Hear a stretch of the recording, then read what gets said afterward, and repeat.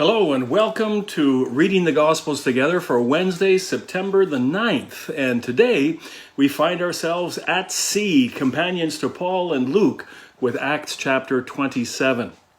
Now, I'm a big fan of Patrick O'Brien's series of seafaring tales, popularly known as the Master and Commander books. Well, I have to say, Luke has no apologies to make and does not play second fiddle to even O'Brien. Acts 27 is a gripping tale and filled to the brim with a level of nautical detail that continues to keep historians busy. Now, I've been on a Mediterranean cruise, visiting many of the places we read about in Acts, but we were in relative comfort in a 750-passenger ship sailing in peaceful August. Now, Paul will be taking a smaller ship, still holding over 250, much bigger than the Sea of Galilee boats that Jesus sailed in.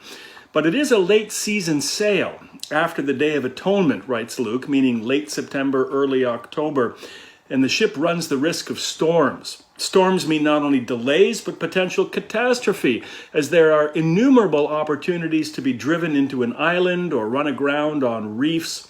Ship owners received higher prices for cargo in this season, which made it worth the risk, but it was a risk. Now, to recap, Paul has been dealt with by the governor in Caesarea on the Mediterranean coast, just north of ancient Jaffa or modern Tel Aviv. He's been under arrest for several years now, has exhausted the legal process in Caesarea, and is finally being shipped off to Rome to have his case heard there, either by the emperor or a representative, as it is Paul's right of appeal as a Roman citizen. So he's been placed in the custody of a Roman centurion named Julius, and they, together with Luke, have secured passage on a ship sailing north along the coast of what we would now call Israel, and then Lebanon, then Syria, then Turkey, and then changing ships to Crete, and then finally all the way to Malta. That sounds pretty pleasant, actually, but it wasn't, and Luke tells us why. But first, some interesting details. Luke mentions that early in the voyage, the centurion Julius allows Paul to make a shore visit to receive support from friends that they might provide for his needs. Now, Julius, while having responsibility for Paul's security, was not responsible for Paul's food and drink. Luke is along to help with that, and this verse tells us that Paul was provided for with provisions for the voyage from local supporters. Imagine a cruise which didn't have a kitchen, where you had to bring all your own food along. Now, who knows, maybe that's what cruise ships will be like in the future. Changing ships, now they're on an Alexandrian ship, we're told, from North Africa, sailing for Italy. They soon dock at the lovely Fair Havens on Crete. Now, I've been there, and it's a lovely natural harbor overlooked by a high cliff and an ancient temple. I'll never forget it, probably because climbing the mountain to the temple in 44-degree August heat resulted in a dizzying case of sunstroke.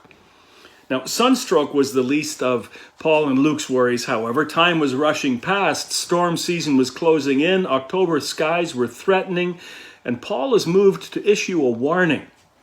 If we continue on, he says, both ship and cargo will be lost.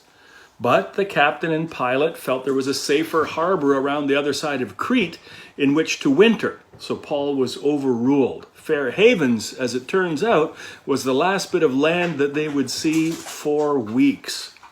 Now, Luke relates the ensuing hurricane-force storm in great detail, a storm so severe that hope had been lost. Food was severely... Oh, I'm sorry, I have my first mate is here today, and he wants to play. Food was severely rationed, and that which remained was set aside for truly desperate times. Paul, however, is undeterred. He's received, he says to the crew, a visit from an angel. Now, making a speech which begins with kind of an unfortunate, I told you so, he continues to say that everyone should keep up their courage as not a life will be lost.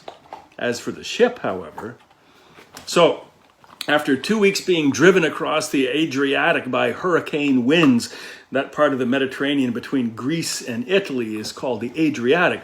Things are in such a state of panic that the lifeboats are cut loose lest there be thoughts of escape or of some choosing to abandon ship without the others. And so it's time for another Paul speech. Gathering all 276 souls together, Paul takes bread, giving thanks to God in front of them all, then breaking it and eating a piece. Luke frames this in language, choosing words very carefully to make it sound very much like a communion service, which in some way it may have been. When everyone had eaten, in a last-ditch effort, they threw their remaining cargo of grain overboard, hoping that lightening the load would enable them to draw closer to land. But a sandbar held them fast. Soon the waves are reducing the ship to matchsticks. And with the end near, the soldiers on board, Luke writes, planned to kill all the prisoners to prevent an escape, which would have made an end of Paul and maybe even of Luke.